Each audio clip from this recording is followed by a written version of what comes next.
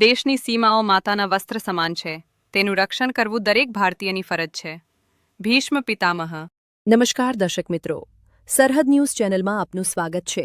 હું અનિતા ગોસ્વામી. હવે જોઈએ સમાચાર વિસ્તારથી. અંજાર ખાતે સુપ્રસિદ્ધ જડેશ્વર મહાદેવ મંદિર ખાતે કેરીના રસ વિતરણ સાથે છાશ કેન્દ્રને વિરામ અપાયો.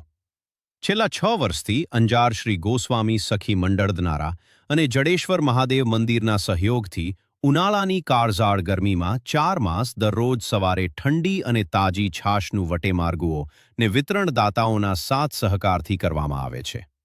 આ વર્ષે પણ ખૂબ જ સરસ મજાનું આયોજન કરવામાં આવ્યું હતું. આજે 4 માસ પૂરા થતા દાતાઓના સાથ સહકારથી ઓર્ગેનાઇઝ કેરીના રસનું વિતરણ કરવામાં આવ્યું હતું. અંજાર નગરપાલિકાના સફાઈ કામદાર ભાઈ બહેનોને ખાસ કેરીના રસનું વિતરણ કરવામાં આવ્યું હતું. આજના કાર્યક્રમમાં અંજાર નગરપાલિકા પ્રમુખ ધર્મિષ્ઠાબેન ખાંડેકા તથા શહેર ભાજપ પ્રમુખ હિતેનભાઈ વ્યાસ ખાસ હાજર રહ્યા હતા.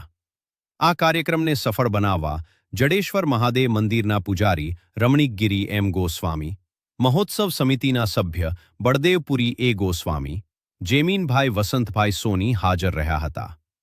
હેમલતાબેન વી ગોસ્વામી, કૃષ્ણાબેન કે ગોસ્વામી, મીનાબેન નાબેન બી ગોસ્વામી, નિર્મળાબેન ડી ગોસ્વામી, હમી, હંસાબેન ગોસ્વામી તથા રેખાબેન ઠક્કરે ભારે જહેમત ઉઠાવી હતી. રિપોર્ટ બળદેવપુરી ગોસ્વામી, સરહદ ન્યૂઝ, કચ્છ.